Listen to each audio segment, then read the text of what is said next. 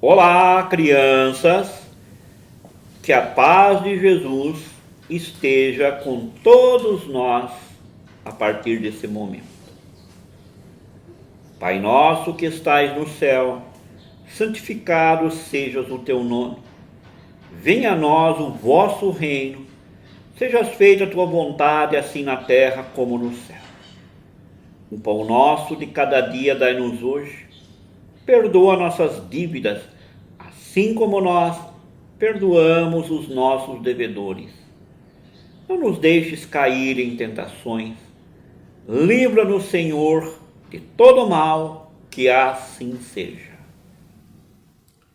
O tema deste evangelho é uma afirmação, especialmente para as pessoas derrotistas, que muito tiveram na vida e não souberam conservar. Então eu digo lá, quem vive de passado é museu. E neste capítulo deste livro, Sem Medo de Ser Feliz, o Brian Weiss faz a seguinte afirmação: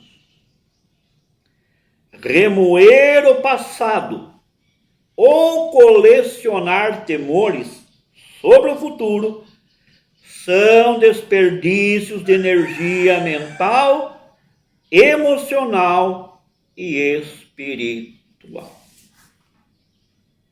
Por exemplo, o futuro existe?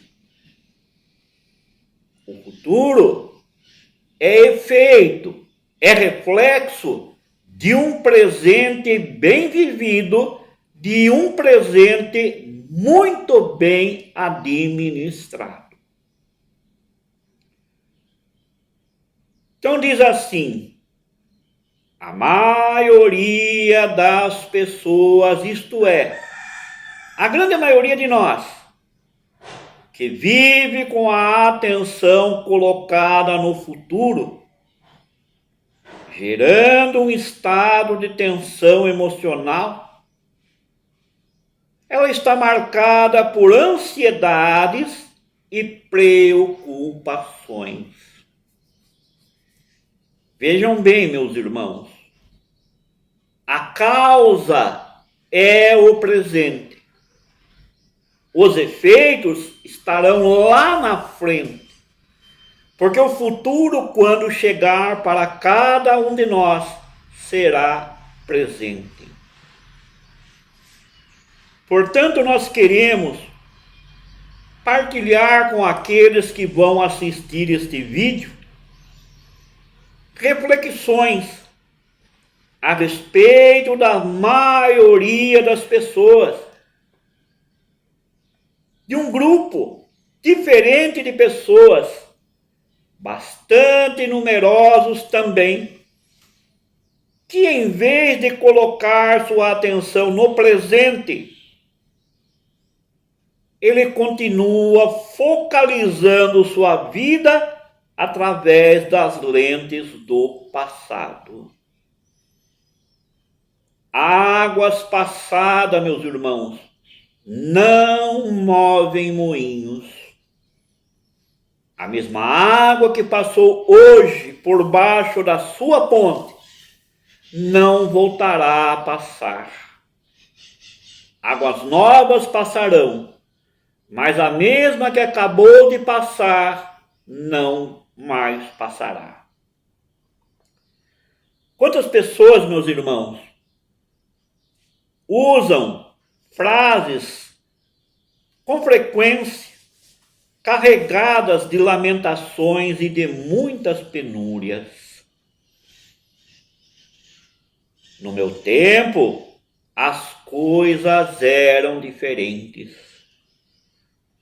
Puxa, como era bom aquele meu emprego. Eu não consigo esquecer aquela mulher.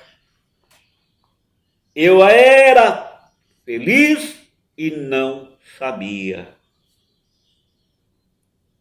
Eu acredito, meus irmãos, que a maioria de nós com menor ou maior intensidade. Estamos ainda vivendo de uma forma muito vinculada ao passado, aos fatos que nos ocorreram.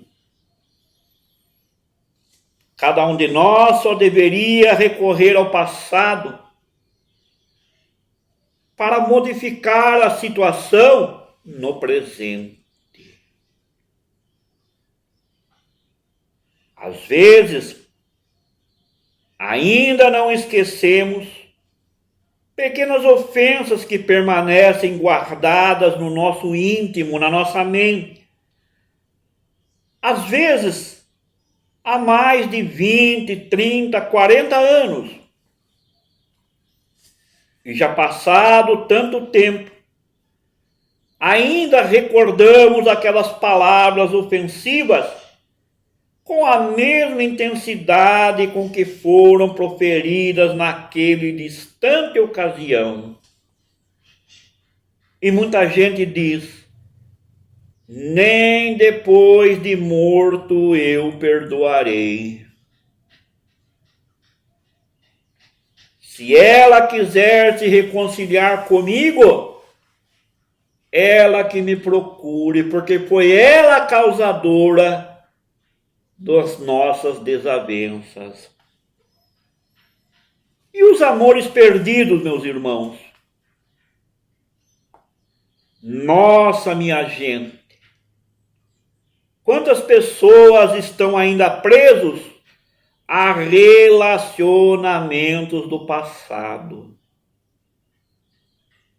Eu vejo com tristeza que muitos casais se separam porque alegam que não conseguem mais se entender. Recentemente eu gravei um vídeo, os tipos de casamento. Os casamentos tênis e os casamentos frescobol. Você assistiu esse vídeo? Se não assistiu, procure nos 112 vídeos que eu já tenho gravado.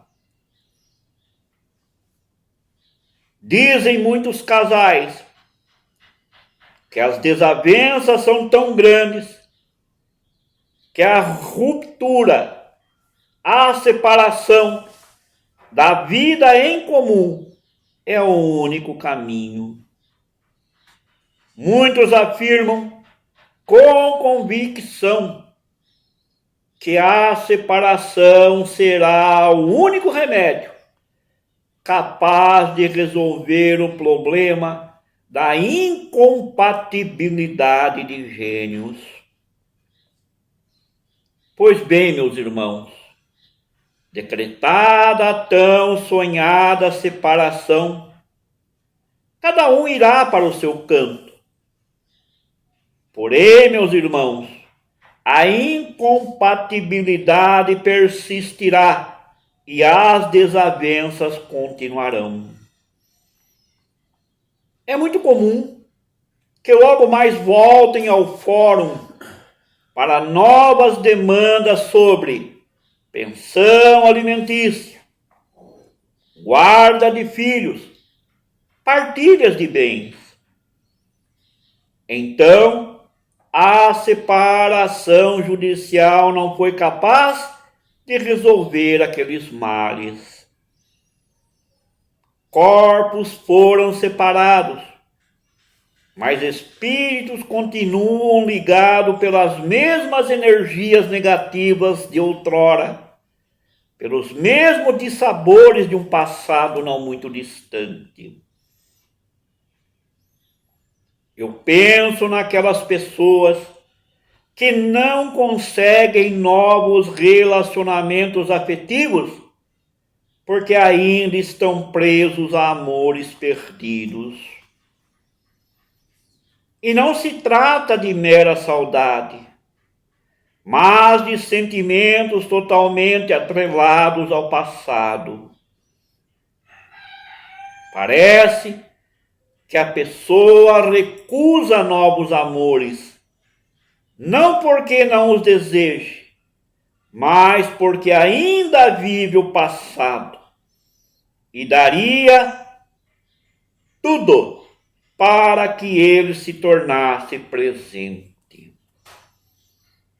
Sem falar ainda daqueles irmãos que ainda estão presos a enormes sentimentos de culpa pelos erros cometidos no passado.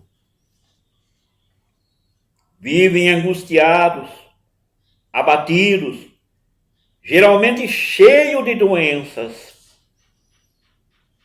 Não conseguem entender que nossas atuações do passado, elas eram compatíveis com o grau de entendimento que naquele momento possuíamos.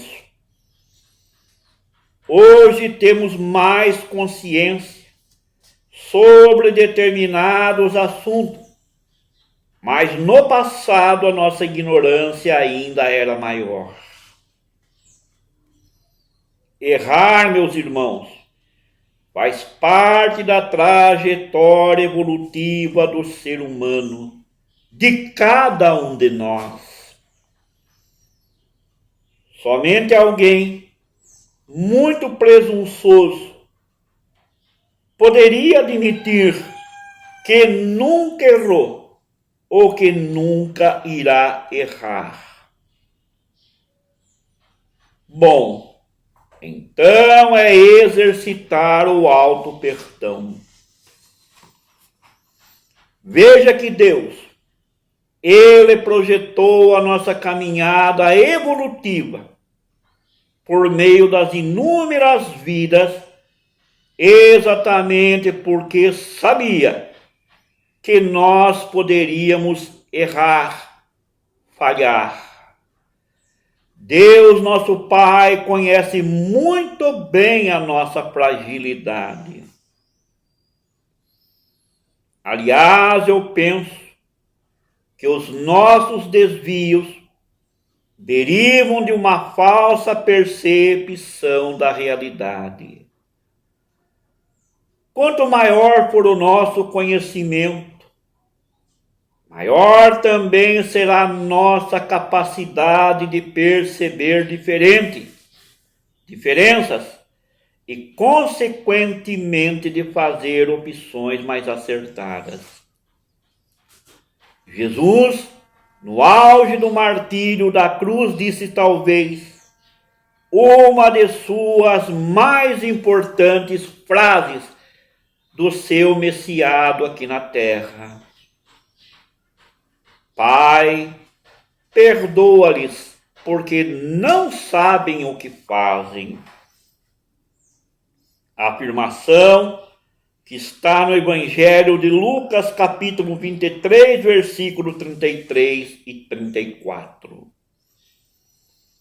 Com tal afirmação, Jesus ele quis dizer que todo mal procede da nossa ignorância. Assim devemos ver que os erros do passado, muitos foram praticados de acordo com a capacidade de entendimento que naquele momento possuíamos. Logo, portanto, meus irmãos, não adianta a lamentação quanto aos erros do passado. O que foi feito, está feito. Não dá para voltar ao passado e impedir que aquela conduta não seja mais praticada. É impossível.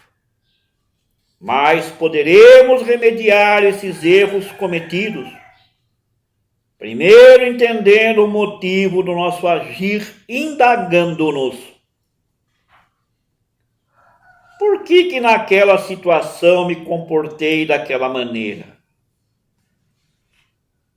É muito importante, meus irmãos,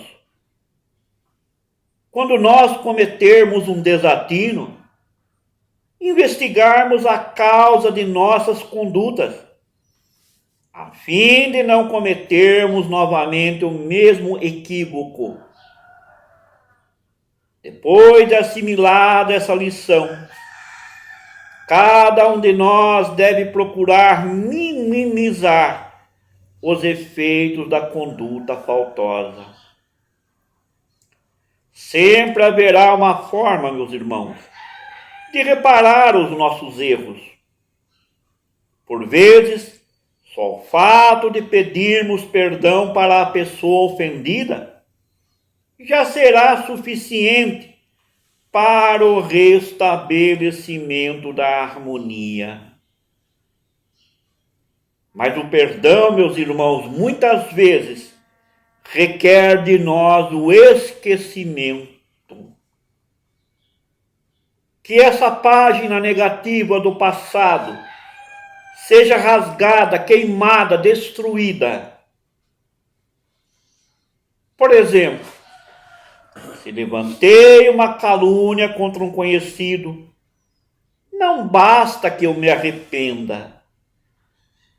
Por que não assumir publicamente a nossa falta, o nosso equívoco, dizendo a verdade àqueles que tiveram conhecimento da nossa mentira?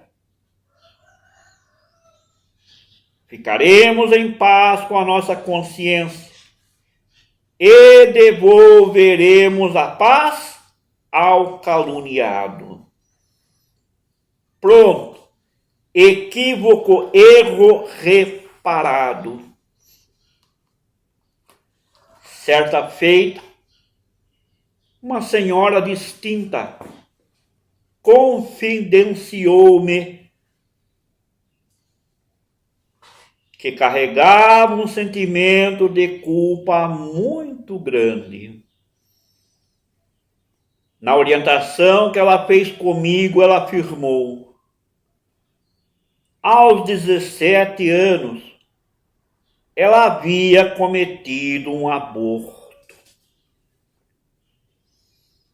O namorado de então, com promessas de casamento, conseguiu antecipar o relacionamento sexual.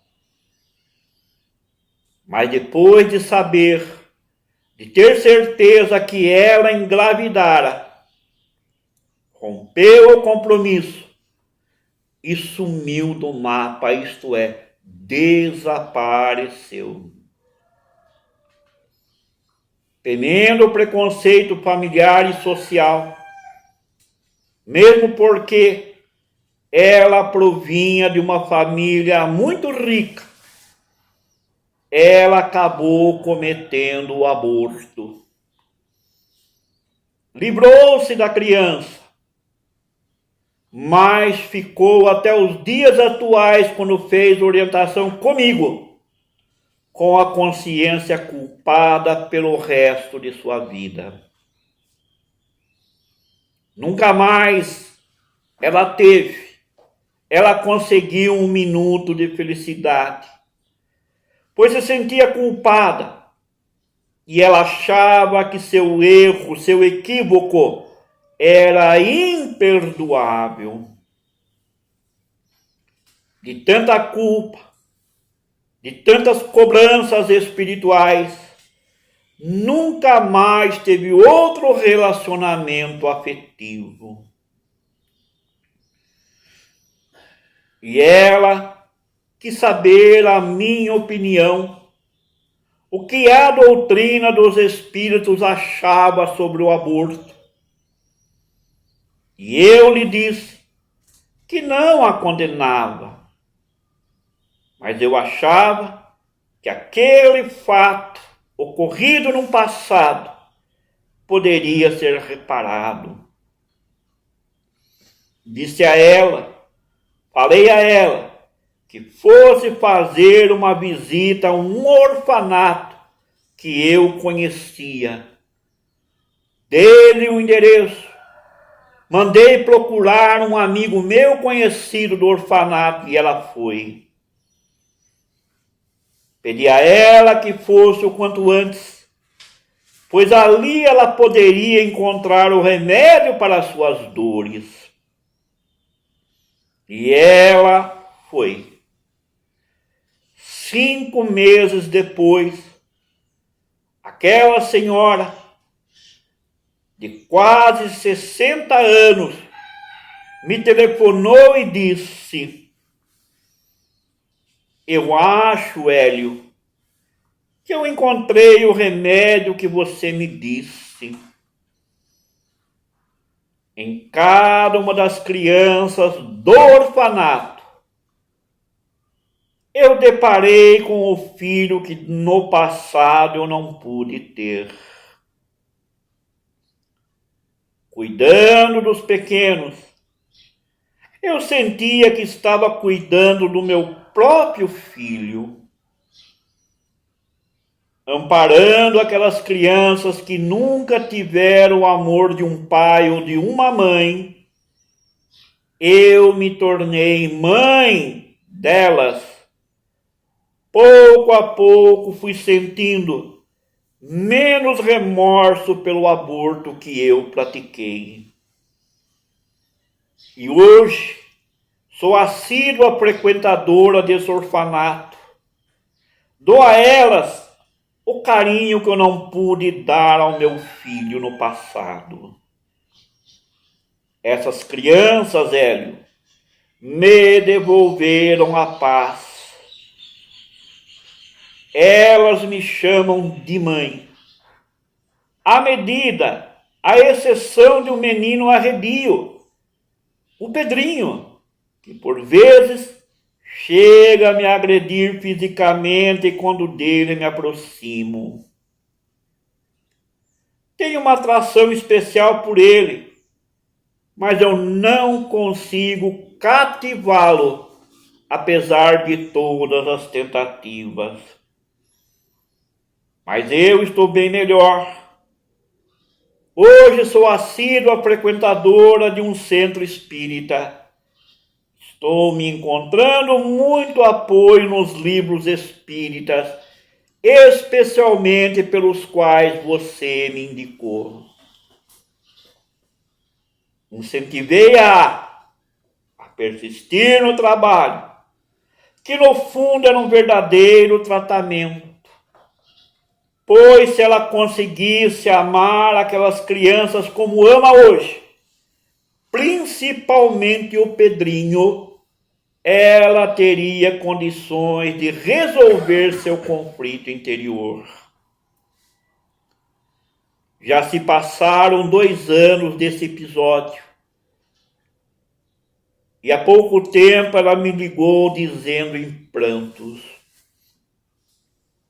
hoje, Hélio, é o dia mais feliz da minha vida. Porque o trabalho no orfanato foi a melhor coisa que poderia ter me acontecido. Sinto-me em paz com a consciência, porque considero as crianças como filhas do meu coração. Eu era uma pessoa triste, solitária, deprimida, mas agora eu tenho uma família. Eu troquei a solidão pela solidariedade. Tive muitas dificuldades com o Pedrinho. Lembra dele? O carinho que tenho por ele hoje é diferente das outras crianças. E quanto mais me desdobrava a atenção para com ele, menos eu conseguia cativá-lo. Quem será que era o Pedrinho? Busquei informações no centro espírita que eu frequento hoje e fui informada de que deveria ter paciência, procurar amar aquela criança com todas as forças de minha vida. Foi assim que eu fiz. Redobrei as minhas atenções com o Pedrinho, até que no último dia das mães, no ano passado, Numa festinha lá no orfanato, ele me abraçou como nunca tinha feito. E à noite, na reunião espírita, surpreendentemente, minha querida avó, já desencarnada, se manifestou por um médium e disse que naquele dia eu havia recebido um abraço do filho que eu abortara num passado não muito distante. Veja, meus irmãos, que essa minha irmã se libertou da culpa. Quando esqueceu do passado, renovou-se pela caridade que estendeu aos outros. O trabalho de auxílio ao próximo foi o remédio capaz de curar o seu remorso. No cuidado com os pequeninos, ela trabalhava interiormente, deixando fluir o sentimento materno que no passado havia podado.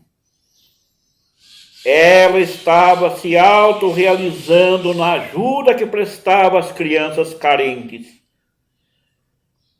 Por isso, todo trabalho de auxílio ao próximo é, antes de tudo, um trabalho de auxílio a si mesmo, a si próprio. O passado, meus irmãos, então nos serve para melhorar o presente. À medida em que, aprendendo com os erros de ontem, eu renovo as condutas do hoje, para que o amanhã seja melhor. Que beleza, não é? Que beleza é a reencarnação que nos dá essas santas oportunidades. Que beleza é termos conhecimento da doutrina dos Espíritos, que tanto nos esclarece, nos ilumina e nos traz a realidade. Viver no passado é perda de tempo, meus irmãos. Meus amigos, o passado já foi, não volta mais. Quando nós estamos simplesmente vivendo no passado, o presente não consegue fluir. Quem vive no passado não consegue enxergar o presente. É no hoje, meus irmãos, que se encontram todas as possibilidades de felicidade. O passado você não consegue mudar, mas o presente é o momento que Deus, nosso Pai, lhe concede para mudar, para renovar suas atitudes e descobrir todo o seu potencial interno. Olhe para hoje, meus irmãos. Veja quantas oportunidades de crescimento espiritual estão à sua espera.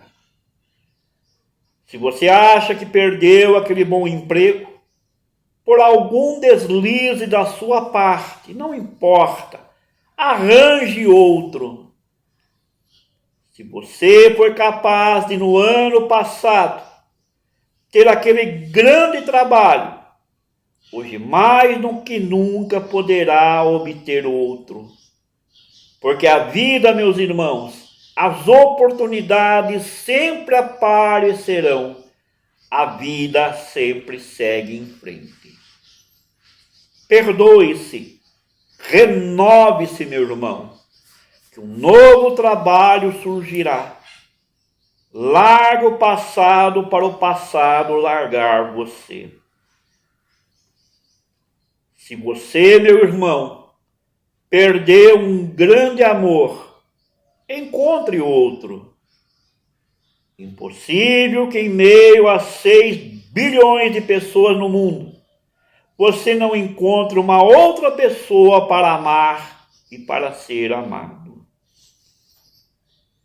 Se você cometeu algum equívoco, algum erro, perdoe-se, repare sua falta. Se prejudicastes alguém, peça perdão. Sendo possível, repare o seu equívoco, repare a sua falta. Não deixe de entender a lição que esse equívoco, esse erro lhe trouxe, renovando o seu comportamento para melhor. Não seja hoje a mesma pessoa que você foi no passado. Renove-se para melhor. Essa é a lei universal da evolução. Se alguém te feriu, esqueça a ofensa. Exercite o perdão. O problema é de quem o ofendeu. E o perdão é sempre melhor para quem perdoa. Enfim, meu amigo, continuar preso ao passado, ficar preso nele, não dá futuro a ninguém. Hoje é o melhor tempo que se existe. Liberte-se e comece a viver o hoje, o agora. E que a paz de Jesus esteja e permaneça com todos nós. Até breve.